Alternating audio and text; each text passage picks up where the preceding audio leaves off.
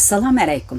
Kitap o'qish munbiri avlodlar torbetiga hoş geldiniz. Men Nuriya Rahman. Bugün men Gretsiyaning Paris arlida. O'tgan qitimqi programmamizda men Farhod Tursunning Cho'ng shahar nomli romanining birinchi bobi orqa ko'chini o'qigandan keyingi ta'sirotlarimni o'rtoqlashgandim. Bugun shu ta'sirotlarimning ikkinchi bo'limini o'qib beraman. Ya'ni Arka ko'chining inglizcha tarjimasi The Backstreets haqida ikki kalima bilan muharrir apandiga yozganlarim. Xo'sh, oldi bilan Arka ko'chining inglizcha tarjimasi The Backstreets haqida ikki kalimani o'qib beray. Amerikalik Uyg'urshunos, insonshunos Darnbaylar apandi bilan bir nomsiz tarjimon Farhod Tursunning Cho'ng shahar nomli romanining birinchi bobini inglizchaga tarjim qilgan bo'lib, tarjima amaliyotda 2015-yili kutib bo'lgan ekan. Farhod Tursun o'z romanining Amerikada nashr qilinishiga taqozo bo'lgan bo'lsa-mu, lekin Darnbaylar apandi ayni chog'dagi siyosiy vaziyatni ko'zda tutib, Farhod Tursun bilan mutarjimonning bu kitob sababidan biror peshkanlikka uchrashidan ansirab, romanni nashr qildirishga oldirab ketmagan ekan. 2018-yili Farhod Tursunning qo'lga ilinganligi hamda 2020-yili 16 yillik qamoq jazosiga hukm qilinganligi, shundaqli yana nomsiz tarjimonning tutqunda ekanligi oshkorlangandan keyin Darnbaylar apandi ovozi o'chirilganlar uchun ovoz bo'lish maqsadida Cho'ng shahar romanining inglizchaga tarjima qilinib kutgan birinchi bobi orqa ko'chini nashr qildirish qaroriga kelgan. O'tgan yili, ya'ni 2022-yili 9-oyda Amerika Kolumbiya Universiteti nashriyoti tarafidan The Backstreets, Uyg'urcha orqa ko'chalar degan nomda nashr qilingan. Orqa ko'chining inglizcha tarjimasi haqida sharhlab o'tishga tegishli mundaq ikki nuqta bor.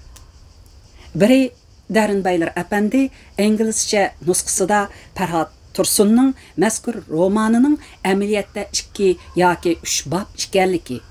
Inglizcha nashrdan chiqqani faqat shu romanning birinchi bobi ekanligini eslatmagan.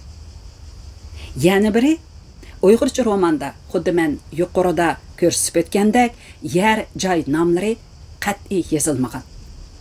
Vaholanki inglizcha kitobda Urumchi, Beijing va bir qatim Xinjiang Uyg'ur avtonom rayoni degan nomlar ishlatilgan. Bundaq ilishda ayni chaqda Farhod Tursunning ma'qulligini olganmi yo'q, bu nuqta menga noma'lum edi. Keyin Darnbaylar apandini xeli yaxshi taniydigan Amerikada o'ltirishliq bir yaqin do'stim orqali bu haqda Darnbaylar apandidan savol so'rdim. Darnbaylar apandi menga naytim mamnun bo'lardik javob berdi. Darnbaylar apandining aytishicha, Cho'ng shahar asli 3 bob bo'lib, birinchi bobi orqa ko'cha vatanda torbatlarda e'lon qilingan. Ikkinchi bobi e'lon qilinmagan, uchinchi bobi bo'lsa, texi kutmagan ekan. Amaliyotda Farhod Tursun Cho'ng shahar degan temada seriyalik roman yozishni planlagan ekan. Birinchi bobi orqa ko'chini tarjim qilganda Darnbaylar apandi Farhod Tursun bilan ko'p qitim paranglashib, tarjima ustida maslahatlashib turgan ekan.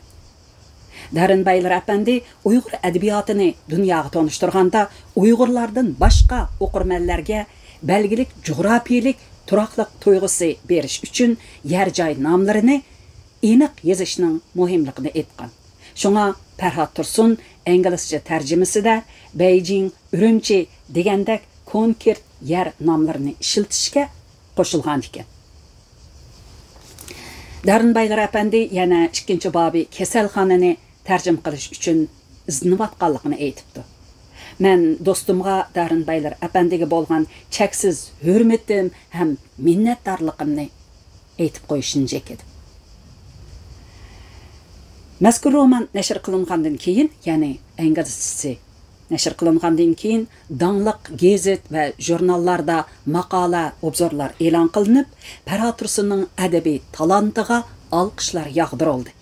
Hatto mukammallikka noitimi yaqin dunyoviy roman deb intayin yuqori baho berdi. The Backstreets, ya'ni orqa ko'chalar haqida yozgan obzori 2023 yillik Anthony Burgess san'at obzori mukofotining ikkinchi darajalik mukofotiga erishgan angliyalik yozuvchi, tahrir va obzorchi Luke Hallam mundaq deb yozdi. Gerçi bu romanning hajmi kichik bo'lsa-mu, uning mazmunidagi cho'nqurliq va psixik tasvirlar meni jalb qilib oldi. U haqiqatan o'ziga xos uslubga ega yozuvchi edi. Bu romanmi Uyg'urlarning hikoyasi orqali ularning beshiga kelgan fojialarni kishilarga anlatadigan esil roman. Darınbaylar apandi The Backstreets'ning kirish so'zida mundaq yozdi. Farhod Tursun va nomsiz tarjimonning bu asarning shu qadar zo'r olqishga erishganligini ko'rolmasligi kishini bakmi o'kindiradi. Orqa ko'cha ular yo'q ahvolda ular uchun yashayotdi. Shaksizki, o'zgacha fikrlik modernist yozuvchi Farhod Tursun Uyg'ur adabiyot tarixida yangi bir sahifa yaratgan adabiyot tadqiqotchisi.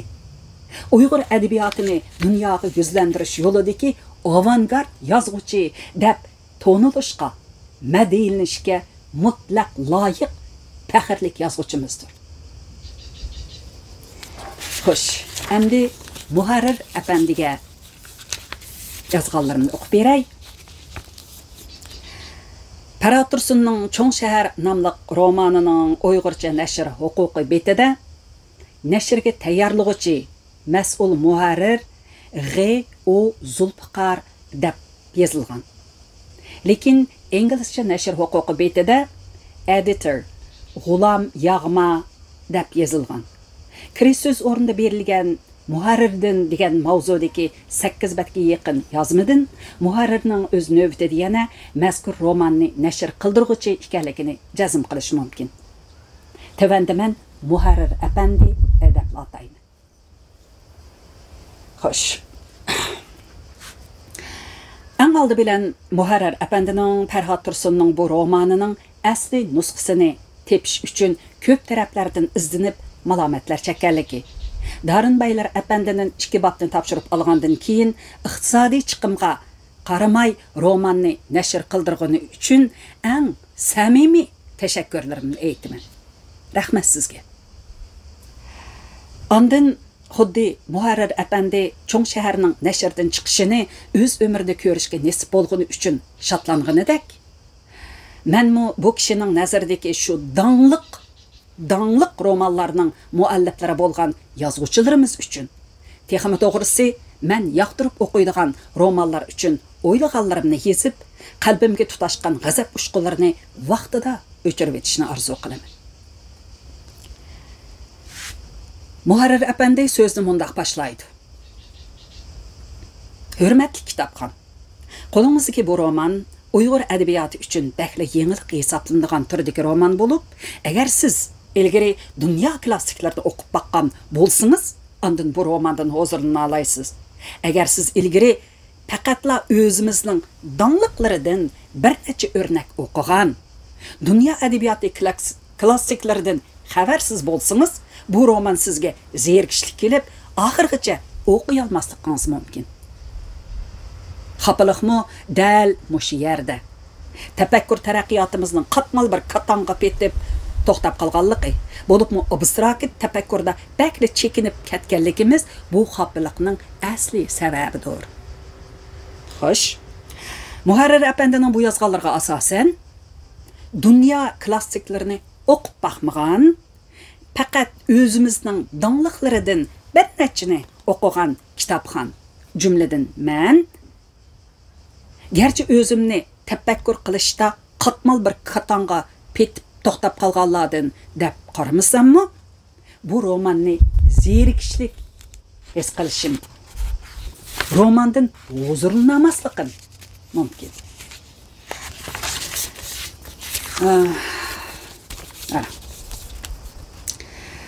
Başqalarning azobidan huzurlangan psixikaning qandaq bo'ladiganligi menga noma'lum.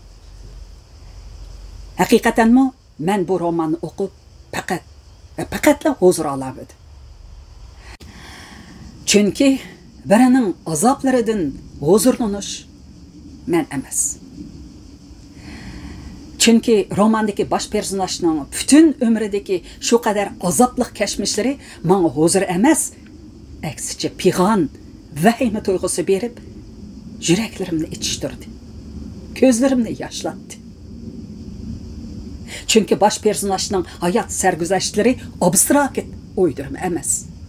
Belki neçe 10 yıllardan beri Uygur yaşları yaşaşqa mecbur bolup yaşagan hem yaşavatkan açık reallik. Çünkü vatandaki Uygurlarning insondak erkin yaşaydigan, erkin oylap, erkin fikir qila oladigan kunlarga pat yaqinda erishalaydiganligiga ko'zim yetmaydi. Çünkü Ferhat Tursunning qari zindonda azoblanib yotganligini ko'z oldimga keltirib, azoblanaman. Shuning uchun men bu romandan huzurlanamadim. Birdan bir shotliqim Uyg'ur tilimizning Ferhat Tursundak til pirining qalamida shu qadar nurliq julalanishini o'qish bo'ldi xolos.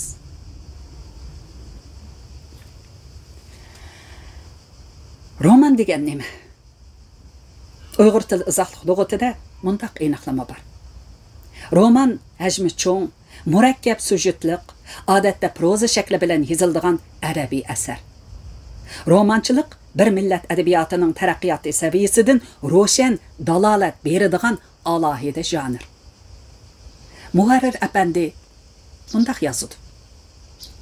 Dünya adabiyoti tafsilotlar davrini uzoq orqada tashlab, tasvirlar davriga qadam qo'yg'iniga, abstrakt romanlar davriga kirganiga 100 yildan oshdi. Bugungacha voqeaga tayanmasdan yozolmaslik tonishdiki chatoqmi yoki mahoratdiki chatoqmi? 5-bet. Endi Ferhatning mazkur romanini o'qigan vaqtingizda mahorati yetilgan bir yozuvchi uchun voqeaning kerki bo'lmaydiganligini, zanjirsimon voqea liniyasi, ziddiyat to'qinishlari va dahshatlik yoki hayajonlik yuqori pallasi shundaqla ko'ngildagidek yeshimi bo'lmaymi, yozg'ili bo'ladiganligini his qilasiz. 6-bet. Romanni to'liq o'qib bo'lib, Muharrir apandining bu qurlarini qayta o'qib, masxarlik ko'rdim. Muharrir apandining qarashicha Ferhat Tursunning romanida voqealik yo'qkanda, yo'q, Muharrir apandi. Ferhat Tursunning romanida voqealiklar bor. Bo'lgandimi bir yoshning hayotidagi o'xshamagan davrlardagi o'xshamagan kashmishlar, ya'ni voqealar bor. Buningdan sirt qo'shimcha personajlar, ya'ni bosh personajning razil dadisi, mehribon onasi, so'zlamaydigan gacha hadisi, yo'qab ketgan akisi qatorliq nurg'un voqealar bor. Bular Muharrir apandi uchun voqea hisoblanmasmi acaba? Hayronman, shuncha yoqtirgan romanning hatto kulminatsiya nuqtasi va yeshimini anqira olmaslik nima gap endi? Ro'shanki Ferhat Tursunning mazkur romani Uyg'urcha roman aniqlamasiga butunlay tushgan bo'lib, boshqa Uyg'urcha romanlardan farqi yozish uslubining tubdan o'xshamasligidir. Shuning uchunmi Ferhat Tursunning romanini boshqa Uyg'urcha romanlarga qat'iy selishtirg'ili bo'lmaydi. Faqat xalqarodagi o'xshash uslubda yozilgan nadir asarlar bilan selishtirish mumkin. Selishtirish natijasi shu bo'lib o'tadiki, Ferhat Tursunning romani dunyoviy minavvar adabiy ijodiyat deb qaralmoqda.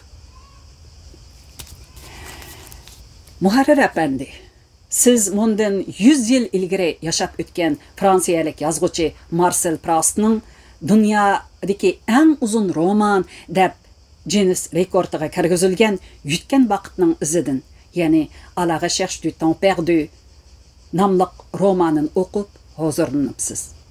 Bu yerda bir izohat berdim, ya'ni Marcel Proust fransiyalik yozuvchi bo'lib, 1871-yili 10-iyul Parisda tug'ilib, 1922 18 noyabr qazo qilgan. Ya'ni bundan 150 yil ilgari tug'ilib, 100 yil ilgari qazo qilgan. Uning 1913 yilidan 1927 yilgacha nashr qilingan ko'p qismli romani À la recherche du temps perdu, Uyg'urcha yutgan vaqtning izidan nomli romani eng dangliq. Xo'sh, maqolam qaytib kelay. Shuning bilan birga yana Farhod Tursunning Cho'ng shahar romanini o'qishdan ilgari Uyg'ur adabiyotida shundaqroq bir romanning bo'lmasligidan azobli his qilgan ekansiz. Ammo hurmatli muharrir apandi, sizni xalqimizning buningdan 100-150 yillar ilgari qanday qoldi ekanligidan vaqifsiz emas deb o'ylayman. Missionerlarning Qashqar hotellarda tartgan rasmlaridan uchisidagi kiyimlari juljul holatdagi yo'l boshlovchi Uyg'urlarni ko'rganda, u davrdagi xalqimizning kitob o'qishga emas, jinini saqlashga texmi muhtoj ekanligini alam bilan tasavvur qilmoq tas emas. Tavfiq, ya'ni Mamtili apandi, Lutfullo Mutallibga o'xshash ulug'larimizning xalqimizni nomrodlikdan, mustabidlikdan qutuldirishning birdan bir yo'li yoshlarni ilm, bilim bilan, ilg'or ideyalar bilan qurollantirish deb qilgan fidokorliklari uchun to'lagan qonliq badallari hech kimga sir emas. Adabiyotchilarimizning atalmış madaniyat zo'r inqilobidan keyin, ya'ni faqat 80-yillardan boshlab tadrijiy holda qo'liga qayt qalam elishga jur'at qila olganligidek fojialar tush emas. Ba'zi yozuvchilarimiz jinini qo'liga elib turib, botirlik bilan yozgan romanlarni g'arbning romanlariga selishtirib, Uyg'ur romanlari Sovet ittifoqidan kirgan paxpaq romanlarning chig'iridan chiqa olmayotdi. G'arb adabiyotida eng dastlab dunyoga kelgan romanlarmi bizning dongliqlarimizdan tuzukroq deganda tilimiz ko'ymidimi ajiba?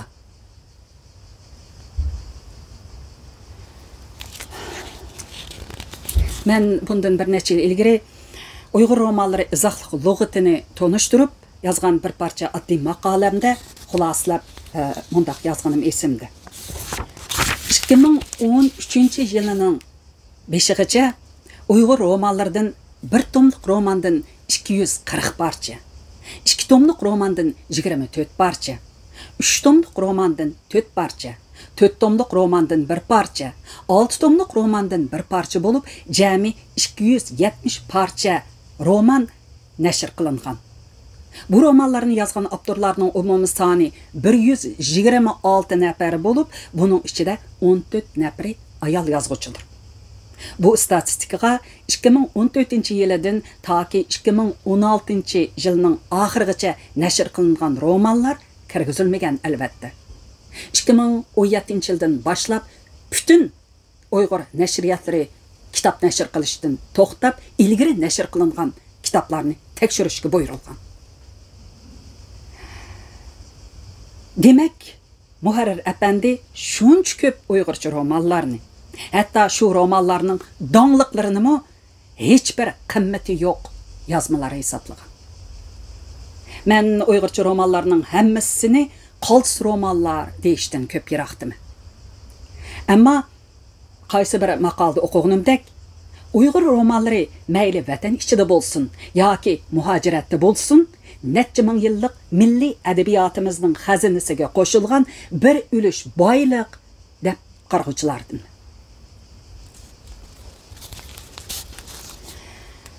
Herisman yoki havaskor degan so'zlar biror ishqa yoki biror narsaga odatdan tashqari beriladigan, qiziqadigan, intiladigan mastona, omriq odam deganlikdir. Kishilarning yaxshi ko'radigan o'xshash bo'lmag'achqa, havaslarimi tabiiy holda farqli bo'ladi. Havaskorlarning o'zi yaxshi ko'rganlarini hammadan ustun qo'yishi ham normal ahvol. Vaholanki buninglik bilan boshqa havaskorlarning havas qiladiganlarini yo'qqa chiqarish hech bir logikaga uyg'un emas. Bo'libmi dunyoviy asarlarni o'qib bahra ola oladigan sizdek bir ma'lumotli kishi uchun texmi shundoq muharrir apandi. Ishonamanki, Farhod Tursunmu Uyg'ur adabiy asarlarini, jumladan sizning qalamingizdagi shu atalmış dаңlıq romanlarni yaxshi ko'rgan. Aksichi bo'lsaydi, ayni chaqda Urumchining ma'naviy yuragi bo'lgan Do'nko'rikda nihoyat qimmat ijoralik do'konni elib, Qora o't kitobxonasini ochmagan bo'ladi. Kitobxonada kitob sotadi albatta.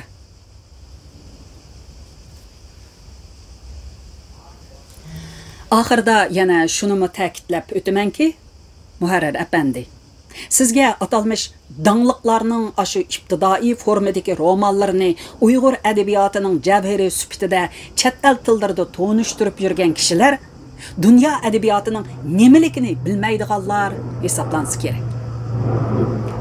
Ishonamanki, mutlaq ko'p qism Uyg'urlarimiz uchun Uyg'ur adabiyotini dunyoga tonishtirish, Uyg'ur adabiyotini dunyo adabiyotiga assimilyatsiya qildirib etishdan afzal. Merhum Abdurahim Ötkir atımız an'ana bilan yenilik yaratish o'tirsidagi munosabatga bo'lgan qarashini sharhlab mundaq degan. An'anaga qat'iy hurmat qilish kerak. Lekin an'anani aynan saqlaymiz desak, aksiyatchilik bo'ladi. An'anani inkor qilish, qattiqroq aytganda, jinoyat bo'ladi. Biz an'analarning munavvar taraflaridan foydalanib turib, yangilik yaratishimiz lozim. Bizning yaratgan yangiliklarimiz-mu milliy puruqida bo'lish lozim. Yangilik yaratdik deb, chet elning narslarini biroqla ko'chirib kelishga men qarshi. Adabiyotimiz milliy an'ana asosida dodillik bilan yangilik yaratgandala, mamlakat va dunyo sahnasida o'ziga xos o'rin tuta oladi. Bu Yazgıçılar bilan söhbət namlı kitapdaki Abdurahim Ötkir apandi bilan söhbət meni xalqim quchog'idan ayrimadin elindi. Kitap o'qishmun berdi. Bu söhbət xotirasi bor. Men Muharrir apandining boshqa Uyg'urcha romanlarni yaratmaslik, sundirishdak pozitsiyasini o'zgartishini da'vat qilmayman. Vaholanki, erkin dunyoda yashayotgan talayliklar qatorida demokratik holda başqalarının əmgekiga və tallaşıga, yəni başqa yazğıçılarının icadiyyətleriga, həm başqa oqurmanlarının yaxtırğanlarına hörmət qilishini tavsiya qilib, sözümni axırlaşdırıram. Axırda avangard modernist yazğıçı Farhod Tursunning Cho'ng shahar nomli romanının birinchi bobi Arqa ko'cha haqidagi samimiy ta'sirotlarimni marhum Abdurahim Ötkir atamizning İşte ürer, karvan yürer namlı şiirden ariya bilen tamamlayman. Çünkü bu şiirini Farhod Tursunning Uyg'ur adabiyotida yenilik yaratish yo'lida uchirgan har xil o'ngishsizliklari, to'lagan badallari va bugungi dunyoviy shuhratiga misol elish. Shuningdek, o'rinsiz o'sak so'zlardan boshqani bilmaydiganlarga ibrat bo'lsin uchun tatbiqlash mumkin. İşte ürer, karvan yürer. Qaytmaz izidan arslan. Bilse adam bu ömrünün her günü bir imtihan. Meyli iştlar havşsun, çaksın yana hara paşa. Bol vapa, vicdan begida, məngü bidara bağıban. Təni töhməttin xali bolmay, öttü ta Lokman hekim. Həmmisi yetti, lekin qaldı hekimdin nam nişan. Tamam. Xoş, kitap o'qish munberimizning hurmatli mushtarilar. Dаңlıq yazğıçımız Farhod Tursunning herismanlari. Xudoyim buyursa, Farhod Tursunning Cho'ng shahar nomli romanining birinchi bobi Arqa ko'chini pat yaqinda kitap o'qish munberimizda o'qishni boshlaymiz. Ammo ikkinchi bobi kasalxonani o'qib bermayman, buni oldin deb qo'yay. Bundaq qilishimdagi sabab imkoniyatinglar yor bergan ahvol ostida mazkur romanni setib olinglar. Hozirgi sharoitda hammamizga aniq bir kitobni muhojiratda, bir Uyg'urcha kitobni nashr qildirish nəhayət zor iqtisad və zihin gücü tələb qılıdı. Həmmimiz muhacirət hazır Uyğurlarmı xeyli köp. Həmmimiz bir iki parçadan setib alsaq, bu şu kitap nəşr qıldırğıçılar üçün bəgən bir ilham, mədət boludu. Muhacirətdə Uyğurca kitaplarının nəşr qılınışını həmmimiz qollashimiz kerak. Maqul əmsə, kelər qitimliq kitap oqış programımızda görüşəyik. Xeyri xoş, həmmənlərə amanlıqlar tilayman. Xeyri xoş.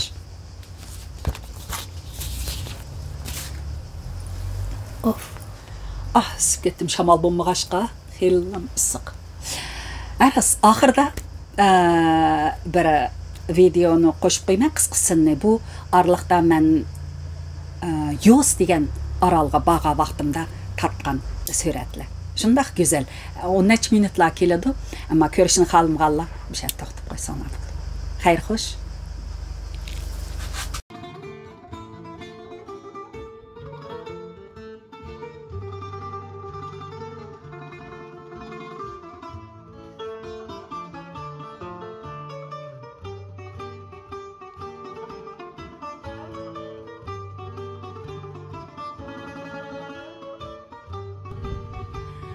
Assalamu alaykum.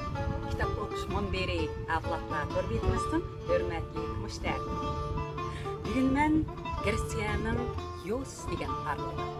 Bu aralda mən ilgari kelib baxmagan, bu ketim tunji ketim kelishim kirpa, ayta bir xil yaqinlik to'yg'ida bo'ldim. Bu aral Santorini, Mykonos yoki Paros arallarida ayta donliq, ya'ni sayohatchilar chuqur keladigan bir arallarning hisoblanmasimi? Lekin o'zining an'anaviyligi, o'zgachiligi bilan bir qism sayohatchilarni jalb qilib kelib etibdi. Bu orolning yer maydoni 100 kvadrat kilometrlar atrofida, aholisi 2000 dan sal oshadi. Manzarasi, shu qurilishlari ajoyib odamniki, amroqliqni keltirdi. Men bu necha kunlik sayohatimda chiroyli manzaralarni tatib, hozir sizga qilishim. Başlayalım seyahatimizni.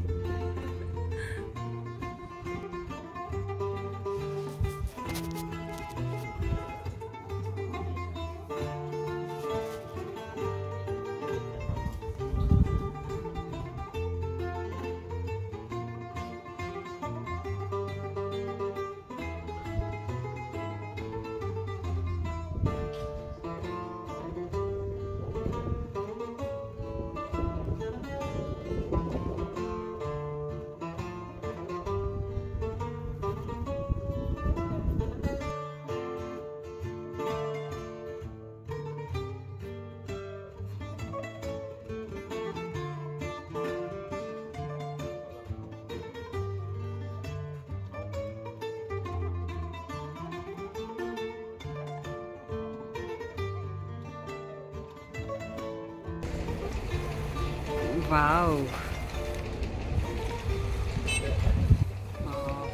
Dehşet kanka.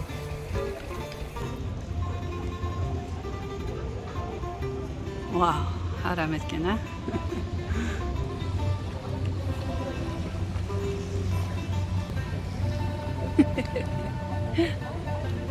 Şu soğuk dehşet şoңғойдыкен да bu qaraganda.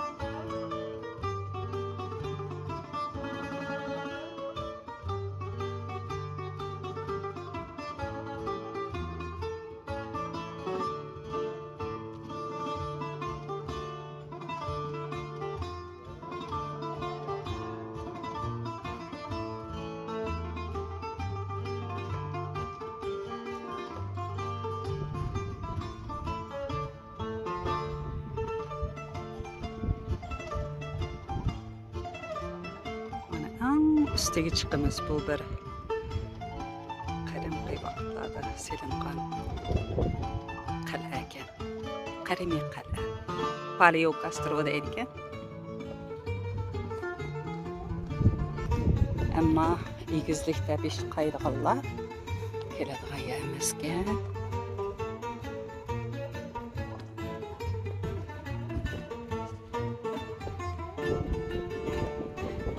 Xeyli tikkan.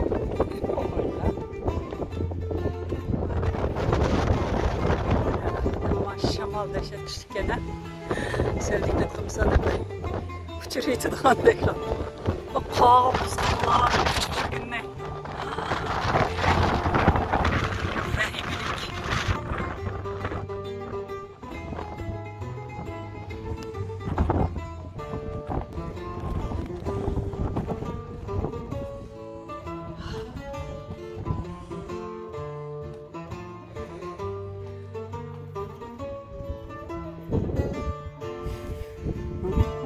Men chiqdik, tek chiqib olamiz.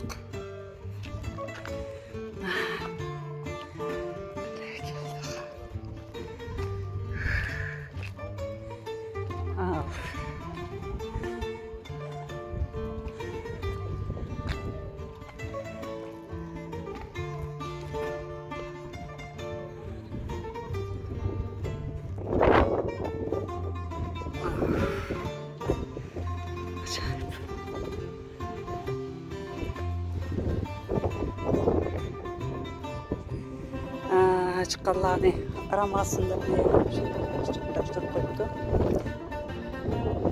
Tabiiy holda mana shundaq egizliklarda egizliklarninki shundaq cherkov bir yasalgan. Yo'q, cherkov emas, monastir deydi buni. Paleokastro monastiri deb yozilgan mana.